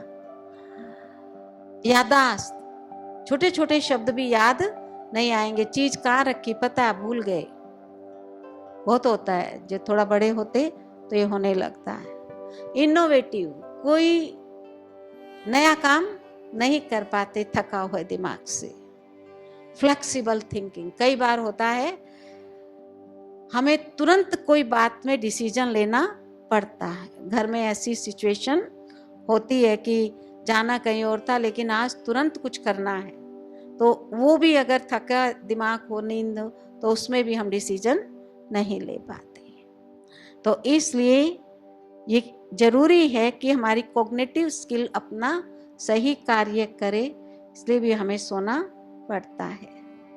इसका क्या आफ्टर इफेक्ट होता है नहीं सोने से, उसके द्वारा हम नींद को इंपॉर्टेंस को समझ सकते हैं। अनिद्रा या नींद की कमी से एक तो ब्रेन के कार्य करने की जो क्षमता है, योग्यता है, वो गंभीर रूप से प्रभावित होती है। अगर एक रात भी हम अच्छी तरह से नहीं सो पाते, उसका आफ्टर इफेक्ट देखते हैं। ग्रम्पीनेस यानी रूखापन आ जाता, ग्रोगीनेस, अर्धचेतन सी अवस्था, जैसे शराब पिया हुआ व्यक्ति जब निकलता है तो कैसा उसकी स्थिति होती है। तो ग्रोगीनेस, चिड़चिड़ापन, भुलक्कड़पन पैदा हो जाता है। और एक रात भी अगर हम ढंग से सो नहीं पाते, कंसंट्रेट करना, एकाग्रचित करना मुश्किल हो जाता है किसी भी कार्य में। हम लंबे समय तक एकाग्र नहीं कर सकते, थोड़ी देर एकाग्र करते हमारी एकाग्रता भंग हो जाती है। ये सबको अनुभव है या नहीं? और क्या होता है जब हम नहीं सोते हैं, तो लगातार अगर नींद की कमी बनी रहती है, तो हमारे ब्रेन के वो भाग जो हमारी language, memory, planning, sense of time को कंट्रोल करते हैं, वो गंभीर रूप से प्रभावित होते हैं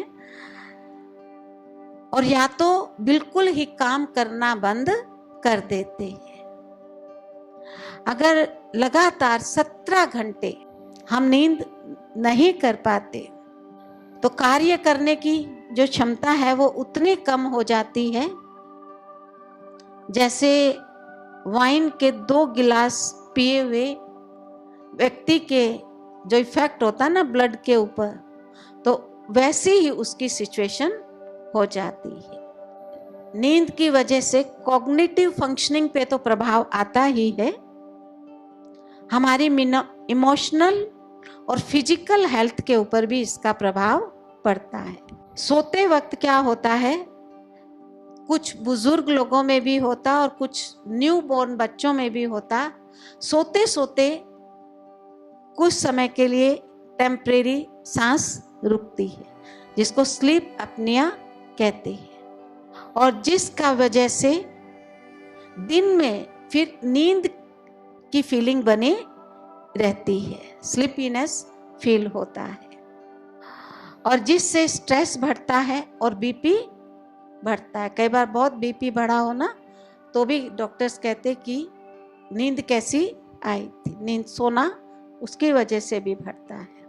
और ब्लड प्रेशर भी, स्ट्रेस और ब्लड प्रेशर बढ़ता। रिसर्च के द्वारा प्रूव ये हुआ है, कई रिसर्चर्स के द्वारा, कि सोने के वक्त ऐसे केमिकल्स और हार्मोन्स रिलीज होते हैं जिससे जो हमारी भूख को भी कंट्रोल करते हैं और वेट गेन को भी कंट्रोल करते हैं। अगर हमारी प्रॉपर नींद नहीं होती है तो भी वेट बढ़ता है, ओबेसिटी बढ़ती है, और हम खाते ज्यादा हैं। स्टूडेंट होते हैं ना, तो रात में जगते रहते हैं, तो क्या करते रहते हैं, और उस समय क्या खाना सही है? क्योंकि 9 बजे तो हमारा सिस्टम बंद हो जाता है। इसलिए जितनी भी ये बीपी, डायबिटीज, ओबेसिटी, ये लेट नाइट फूड भी कारण है इसका। जब भी हम सोने जाते हैं तो एक साइकिल जो है 90 से 110, पौने 2 घंटे के करीब का होता है। और ये 2 कैटेगरी में डिवाइड किया, रैम और नॉन रैम।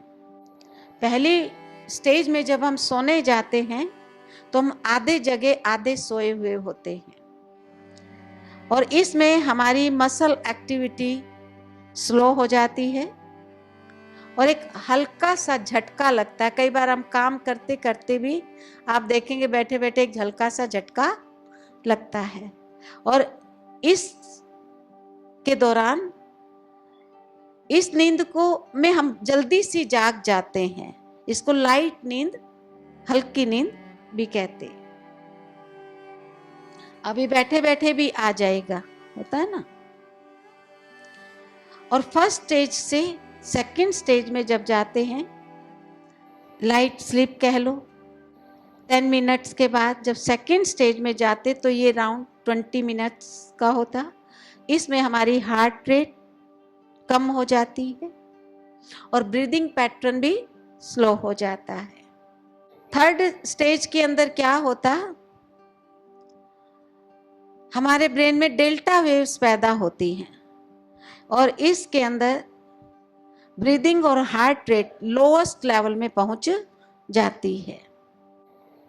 मसल एक्टिविटी भी बहुत लिमिटेड होती है और ब्रीदिंग वो भी बहुत रिदमिक हो जाती है। सांस की प्रक्रिया वो भी रिदमिक है और मसल एक्टिविटी भी बहुत लिमिटेड होती। जब हम बहुत गहरी नींद में सोए हुए होते हैं ना, तो हम जल्दी, जब कोई हमें उठा देता है, सडनली जागना पड़ता है, तो जागने के बाद भी हम एकदम बाहरी सिचुएशन से अपने आप को एडजस्ट नहीं कर सकते। कई बार गहरी नींद में कोई सोया होता है तो क्या होता है, बेड वेटिंग, बच्चों रोने लगे तो चुप्पी ना हो, और इसी नींद के अंदर फिर वो बेड वेटिंग, नाइट टेरर, डरावने सपने आते हैं। व्यक्ति सोया सोया कहीं दूर चला जाएगा और उसको पता नहीं चलेगा, और फिर से आकर भी सो जाएगा। किसी को मार के भी आ जाएगा लेकिन उसको पता नहीं चलेगा मैंने किसी को मारा है। जैसे एक फिल्म है नील कमल, है ना, सोच सोच चली जाते और वापिस आती, फिर भी उसको नहीं पता होता, ऐसा होता है। और रैम में क्या होता है, रैपिड आई मूवमेंट। इसके अंदर क्या होता है, जब हम सोने जाते हैं तो 70 से 90 मिनट के बाद ये शुरू होते और पूरी रात जो है 3 से 5 राउंड चलते हैं।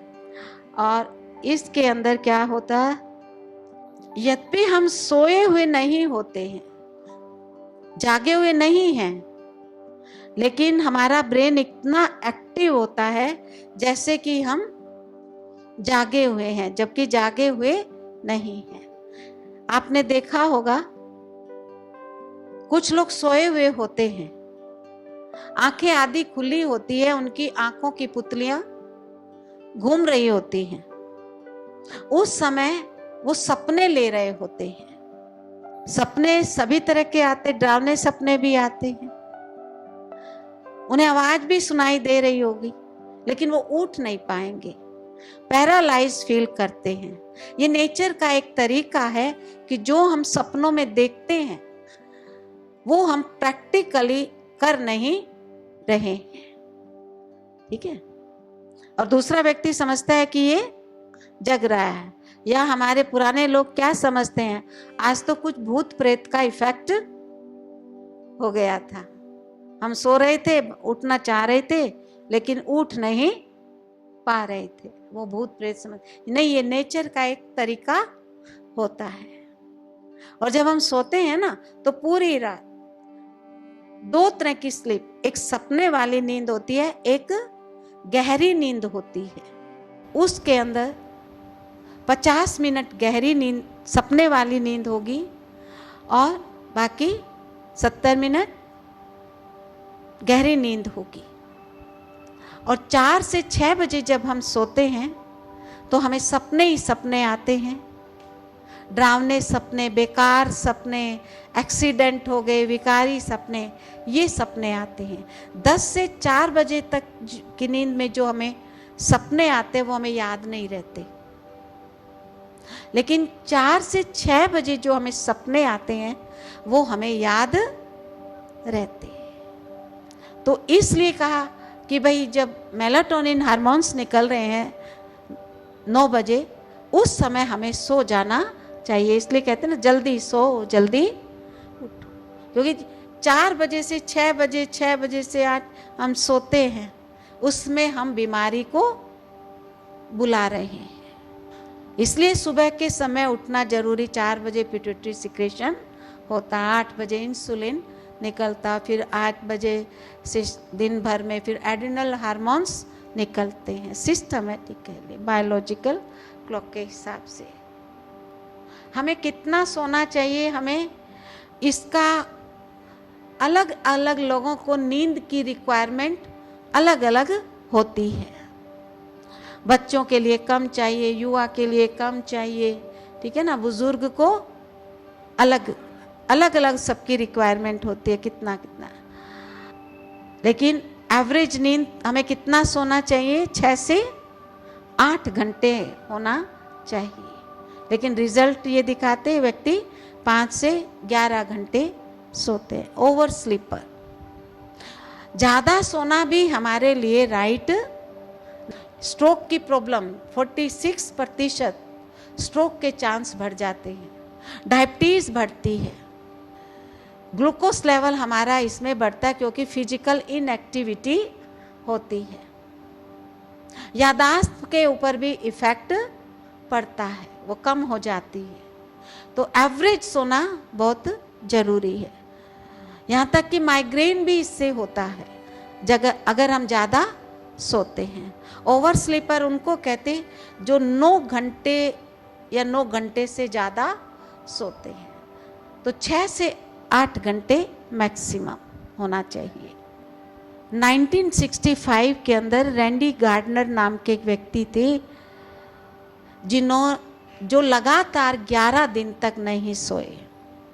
इससे ज़्यादा का अभी तक कोई रिकॉर्ड नहीं है। और शुरुआत के दिनों में इनको जब रिसर्च ये हुई तो शुरुआत के 4 दिनों में इनको कुछ हेलुसिनेट होने लगा। लेकिन ये एक बहुत आश्चर्य की बात थी कि रिसर्च के एंड में 11वें दिन इनका दिमाग एकदम राइट काम कर रहा था और अभी भी ये पिन बॉल के गेम में किसी को भी बीट कर सकते थे। ये बहुत ही सरप्राइज बात थी। Margaret Thatcher, Napoleon, Florence Nightingale 4 घंटे सोते थे। अभी तो योगी जी और मोदी जी का भी आप जानते हैं, ठीक है। थॉमस एडिसन ने, जिसने बल्ब का आविष्कार किया, उसने क्या कहा, सोना वेस्ट ऑफ टाइम। पर वेस्ट ऑफ टाइम तो नहीं कहेंगे, अभी समझाना क्या है। ठीक है, वो अपने कार्य में बिजी रहते। अब्दुल कलाम भी 20-20 घंटे जागकर काम करते थे और फिर भी एक्टिव रहते थे। लगन होती है ना। व्यर्थ नेगेटिव नहीं हो तो व्यक्ति कर सकता है। व्यर्थ नेगेटिव बहुत बड़ा बोझ है हमारे ऊपर, ये वेट को भी बढ़ाता है। जितना व्यर्थ नेगेटिव चलेगा व्यक्ति ज़्यादा खाता है।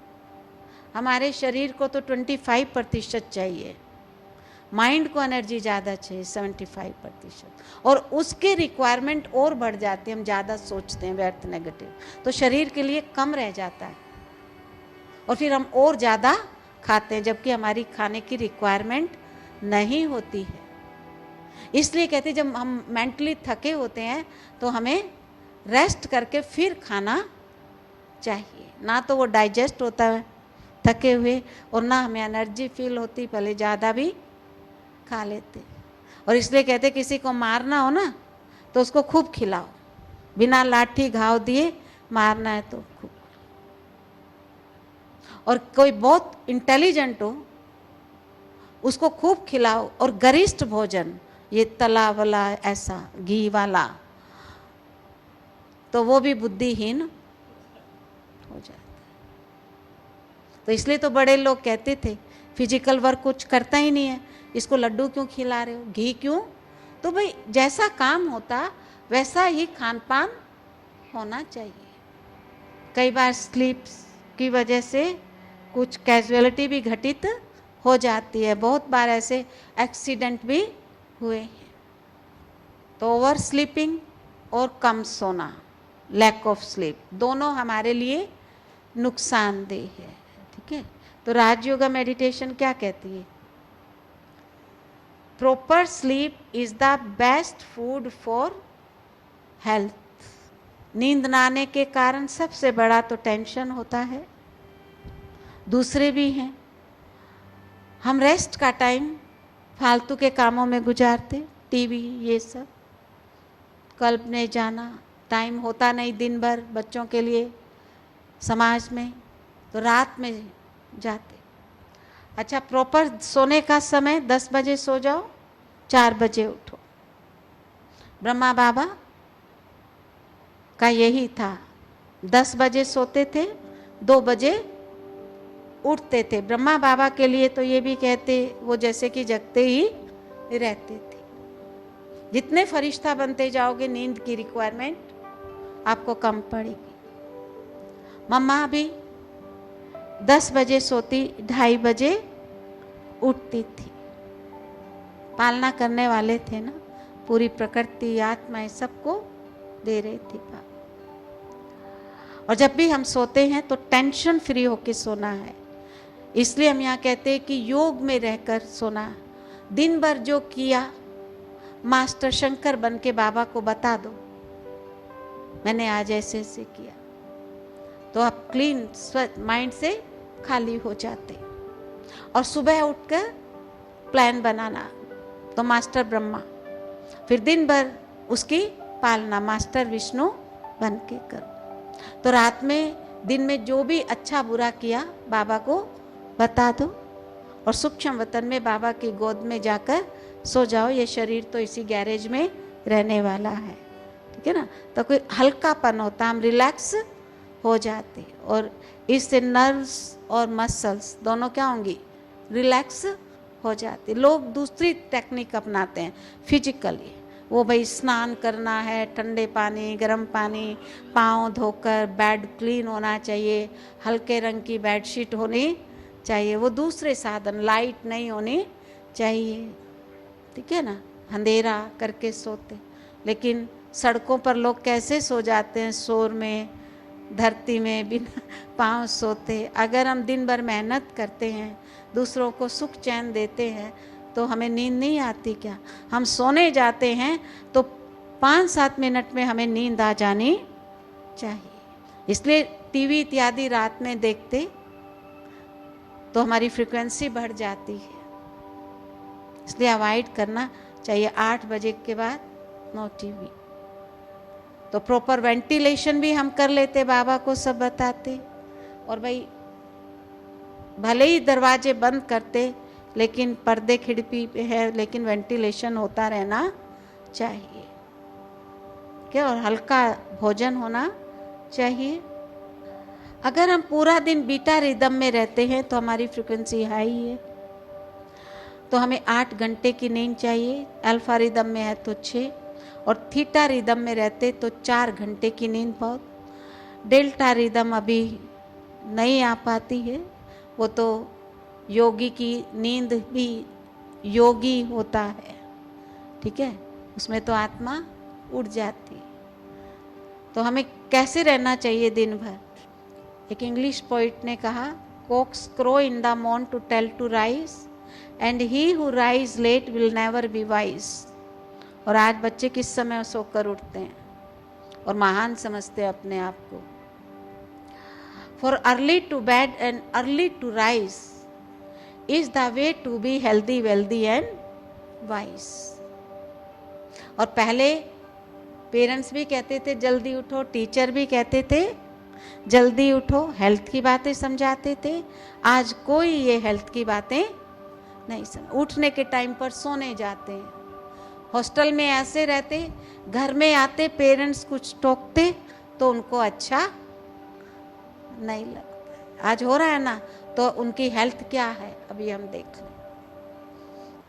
तो ऐसा नहीं होना राइट तरीका। तो ये था स्लीप मैनेजमेंट। तो सुख शांति से रहे, खुद दूसरों को सुख दे, तो नींद चैन की अपने आप आए।